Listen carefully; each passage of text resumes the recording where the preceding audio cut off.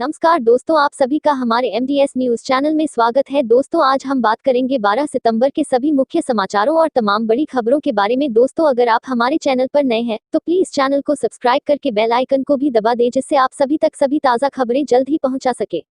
तो आइए दोस्तों, बिना टाइम वेस्ट किए खबरों पर नजर डालें। चलिए बढ़ते हैं आज के पहले अपडेट की ओर। सोने चांदी की कीमतों में गिरावट, जानिए कितना हुआ दाम। कमजोर वैश्विक संकेतों के चलते भारतीय बाजार में सोने और चांदी की कीमतों में गिरावट देखी गई। MCX पर सोना वायदा 0.9% गिरकर 51,306 रुपये प्रति 10 ग्राम, जबकि चांदी वायदा 1.5% लुढ़ककर 67,970 रुपये प्रति किलोग्राम पर आ गया। पिछले सत्र में सोना 0.7% चढ़ा था, जबकि चांदी 0.52% बढ़ी थी। पिछले महीने 56,200 और 79,723 के उच्च स्तर के बाद भारत में सोने और चांदी की कीमतों में लगातार उतार चढ़ाव आया है। हाल के दिनों में इन्होंने सीमित दायरे में कारोबार किया है। वैश्विक बाजारों में पिछले सत्र में मजबूत लाभ दर्ज करने के बाद सोने की कीमतें आज गिर गईं। वैश्विक आर्थिक सुधार पर चिंताओं ने सोने के नुकसान को कम रखा। पिछले सत्र में $1,965.94 की वृद्धि के बाद आज हाजिर सोना 0.3% की गिरावट के साथ $1,947.41 प्रति औंस पर था। अन्य कीमती धातुओं में चांदी 0.3% गिरकर $26.84 प्रति औंस हो गई। प्लेटिनम 0.1% की गिरावट के साथ $925.59 और पैलेडियम 0.4% की गिरावट के साथ $2,283.72 पर बंद हुआ। एक मजबूत अमेरिकी डॉलर सोने को अन्य मुद्राओं के धारकों के लिए अधिक महंगा बनाता है। यूरोपीय सेंट्रल बैंक ने गुरुवार को नीति को अपरिवर्तित रखा।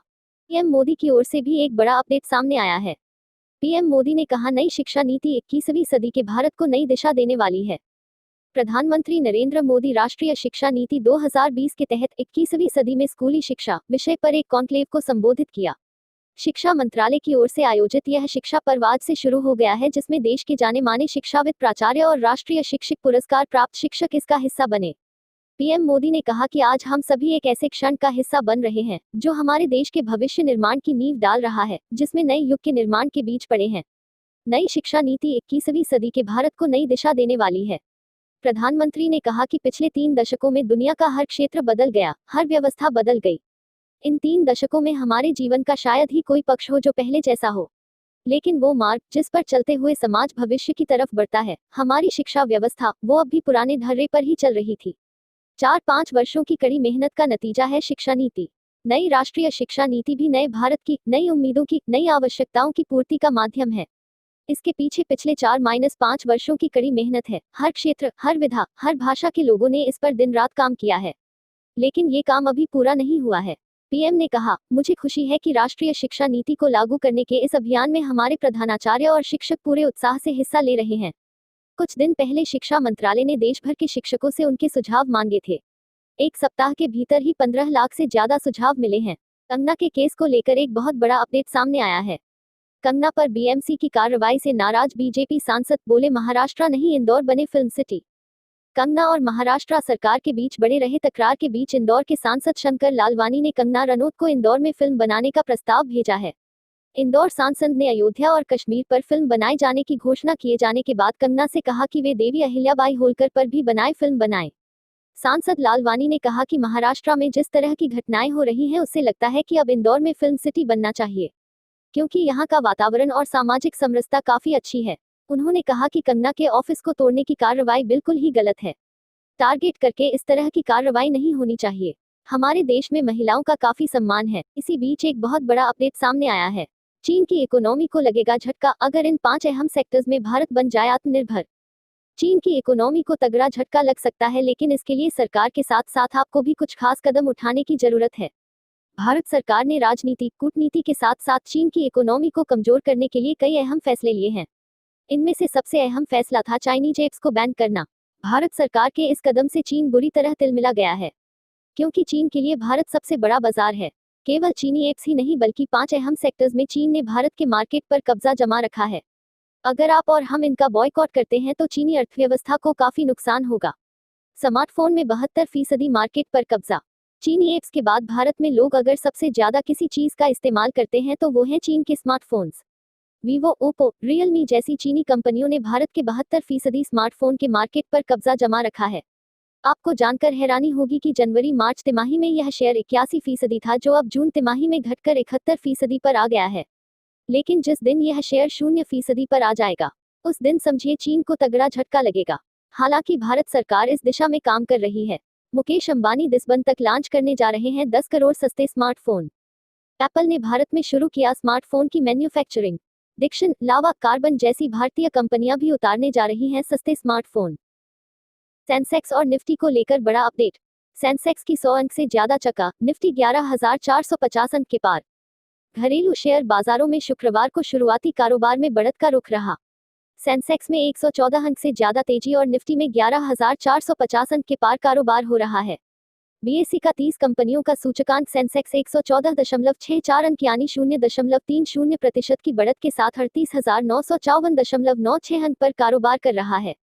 इसी तरह नेशनल स्टॉक एक्सचेंज का 50 कंपनियों का सूचकांक निफ्टी 32.45 अंक यानी 0.28% बढ़कर 11,481.70 अंक पर चल रहा है। पिछले सत्र के कारोबार में सेंसेक्स 38,840.32 अंक और निफ्टी 11,449.25 अंक पर बंद हुआ था। सेंसेक्स में शामिल टाइटन सबसे अधिक लाभ में रही, जबकि भारतीय state bank, Maruti, TCS, HDFC bank, Kotak bank और आईटीसी में भी तेजी का रुख रहा। दूसरी तरफ HCL technologies, IndusInd bank, Nestle India और एशियन पेंट्स इत्यादि में नरमी रही। ब्रोकरों के अनुसार बड़ी कंपनियों में तेजी के रुख और विदेशी पूंजी के प्रवाह ने बाजार की धारणा प्रभावित की, इसलिए बाजार में बढ़त का रुख देखा जा रहा है। आरंभिक आंकड़ों के अनुसार विदेशी पोर्टफोलियो निवेशकों ने बृहस्पतिवार को 838.37 करोड़ रुपए की लिवाली की। इसके अलावा बाजार में तेजी के रुख की एक बड़ी वजह भारत चीन के बीच सीमा विवाद सुलझाने के लिए विदेश मंत्री एस जयशंकर और उनके चीनी समकक्ष वांग यी की बातचीत में 5 सूत्रीय रूपरेखा पर सहमति बनना भी है। चलिए बढ़ते हैं अगले अपडेट की ओर। ग्लोबल टाइम्स के एडिटर ने भारत को दी ठंड में जंग की धमकी, लोगों ने याद दिलाया सियाचिन। चीनी मीडिया लगातार भारत के प्रति आक्रामक बनी हुई है। हालांकि चीन के सरकारी अखबार ग्लोबल टाइम्स के संपादक हु शिजिन भारतीय सेना को ठंड में जंग लड़ने की मुश्किलों को लेकर धमकी देना भारी पड़ गया। शिजिन को इस धमकी के बाद लोगों ने ट्विटर पर काफी ट्रोल किया और याद दिलाया कि पेंगोंग झील भूल जाओ, तुम याद रखो कि भारतीय सेना सियाचिन जैसी मुश्किल जगहों पर देश की रक्षा कर रही है। हु शिजिन ने कहा कि अगर भारतीय सैनिक पेंगोंग झील के दक्षिण तट से नहीं हटते हैं तो चीनी सेना पूरे ठंड के मौसम तक उनके साथ मुकाबला करती रहेगी। उन्होंने कहा कि भारतीय सैनिकों का संचालन तंत्र बहुत खराब है। कई भारतीय सैनिक या तो ठंड से मर जाएंगे या फिर से कोरोना वायरस से। शिजिन ने ट्वीट कर कहा कि अगर युद्ध होता है तो भारतीय सेना को तेजी से हराया जा सकेगा। हालांकि शिजिन को इस ट्वीट के बाद काफी ट्रोल किया गया और सियाचिन को लेकर उनसे कड़े सवाल पूछे गए। राजनाथ सिंह ने भारत और चीन विवाद को लेकर बुलाई बैठक। भारत चीन सीमा विवाद, राजनाथ सिंह ने बुलाई बैठक। एनएसए डोभाल, जनरल बिपिन रावत और तीनों सेना प्रमुख मौजूद। भारत चीन सीमा पर काफी लंबे समय से तनावपूर्ण स्थिति बनी हुई है। कई बार दोनों देशों के बीच कमांडर लेवल की बातचीत हो चुकी है, लेकिन हर दिन के साथ बॉर्डर पर माहौल बिगड़ता जा रहा है। चीन की तरफ से भारी तैनाती होती है तो भारत भी आगे बढ़कर मुंह तोड़ जवाब देता है। अब भारत में चीन की जुड़ी सीमा पर सुरक्षा के मद्देनजर एक बैठक भी चल रही है। रक्षा मंत्रालय के एक अधिकारी ने बताया, रक्षा मंत्री राजनाथ सिंह, एनएसए अजीत डोभाल, रक्षा स्टाफ के प्रमुख जनरल बिपिन रावत और तीनों सेना प्रमुखों के साथ चीन सीमा पर जारी स्थिति पर चर्चा करने के लिए सुरक्षा समीक्षा बैठक कर रहे हैं। पाकिस्तान ने भारत पर किया हमला। पाकिस्तान ने जम्मू कश्मीर के पुंछ में सीमावर्ती इलाकों पर की गोलाबारी। पाकिस्तान की सेना ने शुक्रवार को जम्मू कश्मीर के पुंछ जिले में नियंत्रण रेखा के पास सीमावर्ती इलाकों पर भारी गोलीबारी की और मोटा के गोले दागे। यह लगातार तीसरा दिन है जब पाकिस्तानी बलों ने नियंत्रण रेखा के समीपवर्ती इलाकों को निशाना बनाया है। एक रक्षा प्रवक्ता ने कहा, पाकिस्तान ने सुबह करीब 8:30 बजे पुंछ जिले के मनकोट में नियंत्रण रेखा के पास बिना किसी उकसावे के छोटे हथियारों से गोलीबारी और मोटा के गोले दागकर संघर्ष विराम समझौते का उल्लंघन किया। उन्होंने बताया कि भारतीय सेना ने इसका मुंहतोड़ जवाब दिया। इससे पहले पाकिस्तानी बलों ने बृहस्पतिवार को नियंत्रण रेखा के पास छोटे हथियारों से गोलीबारी की थी और मोटा के गोले दागे थे। उन्होंने पुंछ में नियंत्रण रेखा के पास माल्टी और देगवार सेक्टरों में नियंत्रण रेखा के पास बुधवार को भी गोलीबारी की थी। इससे पूर्व राजौरी के केरी सेक्टर में नियंत्रण रेखा के पास पाकिस्तानी सेना ने 2 सितंबर को संघर्ष विराम समझौते का उल्लंघन किया था, जिसमें एक जूनियर कमीशन्ड अधिकारी जेसीओ शहीद हो गया था। एसबीआई की ओर से एक बड़ा अपडेट। एसबीआई की रिपोर्ट, दिसंबर के बाद ही खुदरा महंगाई में आएगी गिरावट। भारतीय स्टेट बैंक की एक रिपोर्ट ने अनुमान लगाया है कि खुदरा मुद्रास्फीति अब दिसंबर के बाद केवल 4% पर आ जाएगी। रिपोर्ट के अनुसार इस समय में उछाल कोविड के कारण आपूर्ति लिंक के टूटने और सरकार द्वारा की गई भारी खरीद के कारण है। एसबीआई इकोनॉमिक के नवीनतम संस्करण में कहा गया है कि अगस्त के उपभोक्ता मूल्य सूचकांक के आधार पर मुद्रास्फीति का आंकड़ा 7% या उससे अधिक रह सकता है। यह आंकड़ा सोमवार को आएगा। खुदरा मुद्रास्फीति जुलाई में 6.93% रही, जबकि पिछले साल जुलाई में यह 3.15% थी। मुद्रास्फीति में यह वृद्धि मुख्य रूप से अनाज, दालों, सब्जियों और मांस और मछली की कीमतों में वृद्धि के कारण है। एसबीआई की रिपोर्ट में कहा गया है कि हमारा मानना कि मुद्रास्फीति का अगस्त का आंकड़ा 7% या उससे अधिक पर रहेगा और यदि तुलनात्मक आधार का प्रभाव इसके लिए प्राथमिक कारण है, तो मुद्रास्फीति संभवतः दिसंबर या उसके बाद केवल 4% से नीचे दिखाई देगी। रिपोर्ट में कहा गया कि जिस तरह से कोविड-19 का संक्रमण अब ग्रामीण क्षेत्रों में बढ़ रहा है, यह विश्वास करना मुश्किल है कि आपूर्ति लिंक जल्द ही सामान्य हो जाएंगे। टिकटॉक को डोनाल्ड ट्रंप की ओर से बड़ा झटका। टिकटॉक को डोनाल्ड ट्रंप की चेतावनी, शर्त न मानी तो 15 सितंबर से बंद होगी ऐप। अमेरिकी राष्ट्रपति डोनाल्ड ट्रंप ने चीनी ऐप टिकटॉक को चेतावनी देते हुए कहा कि 15 सितंबर तक या तो कंपनी अपना स्वामित्व बेच दे या फिर अपना कारोबार बंद कर दे। ट्रंप का कहना है कि हम टिकटॉक के लिए समय सीमा नहीं बढ़ाएंगे। बता दें कि बीते महीने ट्रंप ने कार्यकारी आदेश में चीनी ऐप के लिए 15 सितंबर की समय सीमा निर्धारित की थी। इस आदेश के मुताबिक टिकटॉक या तो अमेरिकी कंपनी के लिए अपना स्वामित्व बदल दे या उसे बंद कर दे। दरअसल शुरुआती चरणों में माइक्रोसॉफ्ट को बीजिंग स्थित इंटरनेट प्रौद्योगिकी कंपनी टिकटॉक के मालिक बाइटडांस के साथ बातचीत में शामिल होने के लिए कहा गया था। ट्रंप ने गुरुवार को मीडियाकर्मियों से कहा, मैं अब और समय सीमा नहीं बढ़ा रहा हूं। यह 15 सितंबर ही है। टिकटॉक के लिए समय सीमा में कोई बदलाव नहीं होगा। ट्रंप ने कहा, हम देखेंगे कि क्या होता है। इसे या तो बंद कर दिया जाएगा या वे इसे बेच देंगे। इसलिए हम या तो इस देश में टिकटॉक को सुरक्षा कारणों से बंद कर देंगे या इसे बेचा जाएगा। भारत एक पहला देश था जिसने सुरक्षा कारणों को ध्यान में रखते हुए टिकटॉक सहित 100 से अधिक अन्य चीनी ऐप पर प्रतिबंध लगाया है। शीर्ष अमेरिकी अधिकारियों ने कार्रवाई के लिए भारत की प्रशंसा की है और ऐसा करने की प्रक्रिया शुरू की है। चलिए बढ़ते हैं अगले बड़े व महत्वपूर्ण अपडेट की ओर। आईसीसी कर सकता है साउथ अफ्रीका क्रिकेट बोर्ड को बैन। जानिए क्या है पूरा मामला। साउथ अफ्रीका क्रिकेट के सामने आईसीसी द्वारा बैन होने का खतरा मंडराने लग गया है। अगर साउथ अफ्रीका क्रिकेट बोर्ड और सरकार के बीच चल रहे विवाद का समाधान नहीं हुआ तो आईसीसी क्रिकेट साउथ अफ्रीका को बैन भी कर सकता है। दरअसल साउथ अफ्रीका क्रिकेट बोर्ड का कामकाज वहां की सरकार ने अपने अंतर्गत ले लिया है और इसी के चलते आईसीसी उसे बैन कर सकता है। मीडिया रिपोर्ट के अनुसार south Africa sports and Olympic committee ने सीएसए को पत्र लिखा और बोर्ड के सीनियर एग्जीक्यूटिव बोर्ड को हटाए जाने के लिए कहा।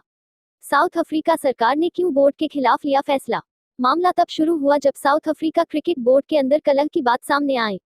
इसके बाद south Africa sports and Olympic समिति ने इसकी जांच पड़ताल की।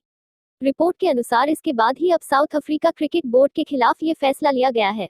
जापान ने भारत से मदद मांगी। चीन की घुसपैठ से परेशान जापान ने भारत से मांगी मदद। कोरोना काल में चीन अपने ज्यादातर पड़ोसियों के खिलाफ विस्तारवाद की नीति अपनाए हुए हैं, जिसको लेकर दुनिया की उस पर कड़ी नजर है। ताइवान, फिलीपींस, भारत और जापान पूरी तरह से ड्रैगन के खिलाफ मोर्चा खोले हुए हैं। ऐसे में चीन की घुसपैठ से परेशान जापान ने भारत से मदद की गुहार लगाई है। पूर्वी चीन सागर में चीनी युद्धपोतों की बढ़ती संख्या के साथ जापान ने भारत के साथ सहयोग बढ़ाने का प्रस्ताव दिया है। जापान के रक्षा मंत्री तारो कोनो ने कहा कि चीन जापान की सुरक्षा के लिए एक बड़ा खतरा बन गया था। जापानी विदेश मंत्री का यह बयान ऐसे समय में आया है जब भारत और चीन के बीच तनाव चरम पर है। उन्होंने चीन की विस्तारवादी नीतियों का मुकाबला करने के लिए एक व्यापक क्षेत्रीय तंत्र स्थापित करने के लिए भारत की सिफारिश की है। जापान ने कहा कि चीन अपने प्रभाव का विस्तार करने और रणनीतिक वर्चस्व स्थापित करने के लिए कोरोना महामारी का भी उपयोग कर रहा है। यह जापान और इस क्षेत्र के लिए एक बड़ा खतरा है। पूर्वी चीन सागर को लेकर चीन का सभी पड़ोसी देशों के साथ विवाद है। इसे दबाने के लिए चीनी नौसेना क्षेत्र में लगातार युद्धाभ्यास भी कर रही है, जिसके कारण आसपास के देशों को जानबूझकर समुद्र में जाने से रोका जा रहा है। कोरोना को लेकर बड़ा update. Corona virus in India. देश में लगातार दूसरे दिन रिकॉर्ड 96,551 मामले सामने आए, 1209 मरीजों की मौत। देश में लगातार दूसरे दिन कोरोना संक्रमण के रिकॉर्ड मामले सामने आए हैं। स्वास्थ्य मंत्रालय के ताज़ा आंकड़ों के अनुसार पिछले 24 घंटों में संक्रमण के 96,551 नए मामले सामने आए हैं। वहीं 1209 लोगों की मौत हुई है।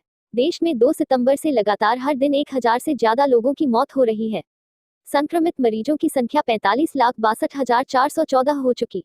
नए केस आने के बाद देश में कोरोना संक्रमित मरीजों की संख्या 45,62,414 हो चुकी है। इनमें से 76,271 लोगों की मौत हो चुकी है। एक्टिव केस की संख्या 9,43,080 हो गई और 35,42,663 लोग ठीक हो चुके हैं। संक्रमण के सक्रिय मामलों की संख्या की तुलना में स्वस्थ हुए लोगों की संख्या करीब 3 गुना अधिक है। पिछले 24 घंटे के अंदर 11,63,542 कोरोना जांच की गई। आईसीएमआर के मुताबिक देश में पिछले 24 घंटे के अंदर 11,63,542 कोरोना जांच की गई है, जबकि अभी तक 5,40,97,975 लोगों की कोरोना जांच की जा चुकी है। आईसीएमआर ने कहा है कि कोरोना जांच से मरीजों का पता लगाना आसान हो जाता है और वह जल्दी स्वस्थ हो जाते हैं। कंगना रनौत की ओर से भी एक बड़ी खबर सामने आई है। वीडियो। कंगना रनौत ने अब बाला साहब ठाकरे को याद करते हुए शिवसेना कांग्रेस पर उठाए सवाल, सोनिया गांधी भी घेरे में। बॉलीवुड अभिनेत्री कंगना रनौत एक के बाद एक बड़े बयान दे रही हैं। पिछले दिनों उनका शिवसेना के मंत्री से शुरू हुआ विवाद बढ़ता जा रहा है। इस बीच उनके ऑफिस पर तोड़फोड़ भी की गई। अब जहां शुक्रवार को एक बार फिर उन्होंने बड़ा बयान देकर राजनीतिक गलियारों में हलचल पैदा कर दी है। उनके द्वारा लगातार 3 ट्वीट किए गए, जिसमें उन्होंने बाला साहब ठाकरे का भी जिक्र किया और कांग्रेस से जुड़े उनके डर को उजागर किया। बता दें कि उन्होंने अपने पहले ट्वीट में कहा, महान बाला साहेब ठाकरे मेरे सबसे पसंदीदा आइकनों में से एक हैं। उनका सबसे बड़ा डर था कि किसी दिन शिवसेना गठबंधन करेगी और कांग्रेस बन जाएगी। इस ट्वीट को करते हुए कंगना ने कांग्रेस को टैग किया हुआ है और कहा, मैं यह जानना चाहता हूं कि आज उनकी पार्टी की हालत को देखते हुए उनकी सजग भावना क्या है। कंगना द्वारा किए गए लगातार कई ट्वीट कांग्रेस पर कई सवाल खड़े कर रहे थे। उनके अगले ट्वीट में कांग्रेस अध्यक्ष सोनिया गांधी को निशाने पर लिया गया। उन्होंने लिखा, प्रिय आदरणीय कांग्रेस अध्यक्ष सोनिया गांधी जी, एक महिला होने के नाते आप महाराष्ट्र में आपकी सरकार द्वारा किए गए बर्ताव से दुखी नहीं हैं। क्या आप डॉक्टर अंबेडकर द्वारा हमें दिए गए संविधान के सिद्धांतों को बनाए रखने के लिए अपनी सरकार से अनुरोध नहीं कर सकती? सुशांत सिंह राजपूत की मौत को लेकर एक अहम अपडेट सामने आया है। एसएसआर केस ड्रग्स कनेक्शन में रिया चक्रवर्ती समेत सभी आरोपियों को नहीं मिली जमानत, अभिनेत्री को अभी जेल में ही रहना होगा। सुशांत सिंह राजपूत केस में निकले ड्रग्स मामले में आज सेशंस कोर्ट ने रिया की जमानत याचिका खारिज कर दी है। कोर्ट ने शौविक चक्रवर्ती, सैमुअल, दीपेश बासित और जैद की जमानत याचिका भी खारिज कर दी है। कोर्ट ने 2 दिन की सुनवाई के बाद कोर्ट ने रिया चक्रवर्ती और उनके भाई शौविक चक्रवर्ती समेत 6 लोगों की जमानत याचिका पर फैसला सुनाया है। एनडीपीएस कोर्ट रिया चक्रवर्ती को 14 दिन की न्यायिक हिरासत में भेज दिया था। रिया को 22 सितंबर तक जेल में रहना था। अब रिया चक्रवर्ती के पास बॉम्बे हाई कोर्ट में याचिका दायर करने का विकल्प है। हालांकि जब तक कोर्ट से सुनवाई का वक्त नहीं मिलता, तब तक वह भायखला जेल में ही रहेंगी। रिया की एनडीपीएस एक्ट की धारा 16/20 के तहत गिरफ्तारी हुई है। इससे पहले एनडीपीएस कोर्ट ने रिया को 22 सितंबर तक एनसीबी की न्यायिक हिरासत दी थी। फैसला देर रात आने की वजह से उन्हें एक रात एनसीबी ऑफिस में बने लॉकअप में गुजारनी पड़ी थी। उसके अगले दिन यानी 9 सितंबर को उन्हें मुंबई की भायखला जेल में शिफ्ट किया गया था। वह पिछले 2 दिनों से यहां एक कैदी तरह रह रही हैं। रिया की जमानत का विरोध। इस दौरान उनके वकील सतीश मानशिंदे ने सेशन कोर्ट में रिया और उनके भाई शौविक की जमानत याचिका दायर की थी, जिस पर 2 दिन तक सुनवाई हुई है। सुनवाई के दौरान एनसीबी ने रिया और शौविक की जमानत का कड़ा विरोध जताया था। उन्होंने कोर्ट में कहा था कि ये दोनों सबूतों के साथ छेड़छाड़ कर सकते हैं। हालांकि सतीश मानशिंदे ने दावा किया कि एनसीबी ने रिया को बयान के देने के लिए दबाव बनाया। उन्होंने रिया की मानसिक स्थिति बिगड़ने का भी अनुमान जताया है। उन्होंने कहा कि रिया के पास कोई ड्रग्स बरामद नहीं हुआ है। चलिए दोस्तों, आज के लिए बस इतना ही। अब कल मिलेंगे देश भर की तमाम बड़ी व छोटी खबरों के साथ। दोस्तों, अगर आप हमारे चैनल पर नए हैं तो प्लीज चैनल को सब्सक्राइब करके बेल आइकन को भी दबा दें और रोजाना ऐसी वीडियोस को लाइक कर शेयर करना ना भूलें। धन्यवाद।